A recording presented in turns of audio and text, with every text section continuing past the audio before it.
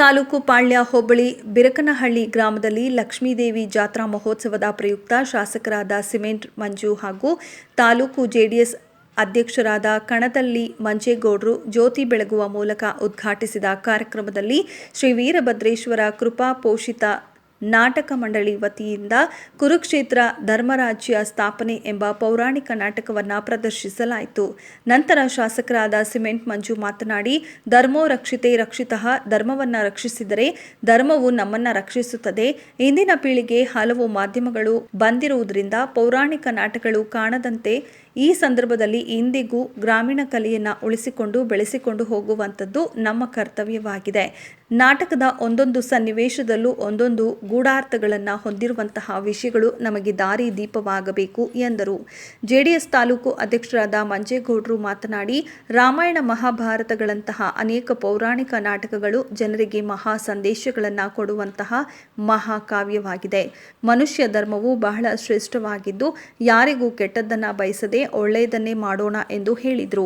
ಸಮಾರಂಭದಲ್ಲಿ ಬಿಜೆಪಿ ಮುಖಂಡರಾದ ಅಜಿತ್ ಚಿಕ್ಕಕಣಗಳ್, ಗ್ರಾಮ ಪಂಚಾಯಿತಿ ಸದಸ್ಯರಾದ ಗೌಡೇಗೌಡ, ಯುವ ಬಿಜೆಪಿ ಮುಖಂಡ ನವೀನ್, ಮಾಜಿ ತಾಲೂಕು ಪಂಚಾಯಿತಿ ಸದಸ್ಯರಾದ ಪುಟ್ಟಸ್ವಾಮಿ ನಾಯಕ್, ಕೇಶವ್, ಸಿದ್ದಪ್ಪ, ಮಂಜುನಾಥ್ ತಾಳೂರು, ಧರ್ಮ ಹಾಲು ಉತ್ಪಾದನಾ ಕಾರ್ಯದರ್ಶಿ, ಮುಖಂಡರು ಹಾಗೂ ಗ್ರಾಮಸ್ಥರು ಹಾಜರಿದ್ದರು.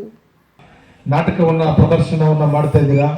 ಧರ್ಮ ರಕ್ಷಿತು ಅಂತ ಹೇಳಿ ಆಗ್ಲೇ ಪಾಪ ನಮ್ಮ ರಾಜು ಅವರು ಹೇಳಿದ್ರು.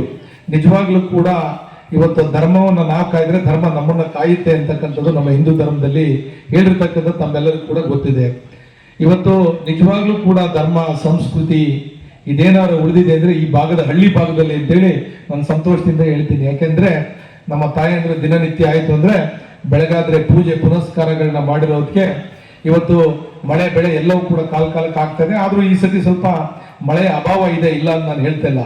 ಇವತ್ತು ನಮ್ಮ ಧರ್ಮ ಸಂಸ್ಕೃತಿಯನ್ನ ಉಳಿಸೋದ್ರಲ್ಲಿ ಮಹಿಳೆಯರ ಪಾಲು ಹೆಚ್ಚಾಗಿದೆ. ಅದರಲ್ಲೂ ಕೂಡ ಗ್ರಾಮಾಂತರ ಪ್ರದೇಶದಲ್ಲಿ ಇದ್ರ ಬಗ್ಗೆ ಹೆಚ್ಚು ಕಾಳಜಿ ಇದೆ ಅಂತೇಳಿ ಈ ಸಂದರ್ಭದಲ್ಲಿ ಹೇಳ್ತೀನಿ.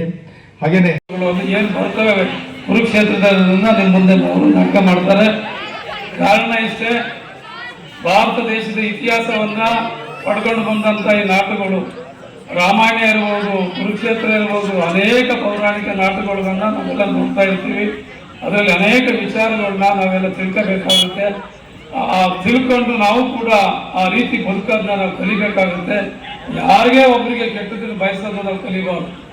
ನಾವು ನಮ್ಮ ಮನಸ್ಫೂರ್ತಿಯಾಗಿ ನಮ್ಮ ಕೈಲಾದಂಥ ಸೇವೆ ನಾವು ಮಾಡಬೇಕು. ಇಲ್ಲದೆ ನಮ್ಮ ಸಂಸಾರಕ್ಕೆ ನಾವು ಸೇವೆಯನ್ನು ಮಾಡ್ಕೊಂಡು ನಮಗೆ ಆಯಸ್ಸು ಏನು ಕೊಡುತ್ತಾನೋ ಅದನ್ನು ಪೂರೈಸಬೇಕಾಗುತ್ತೆ.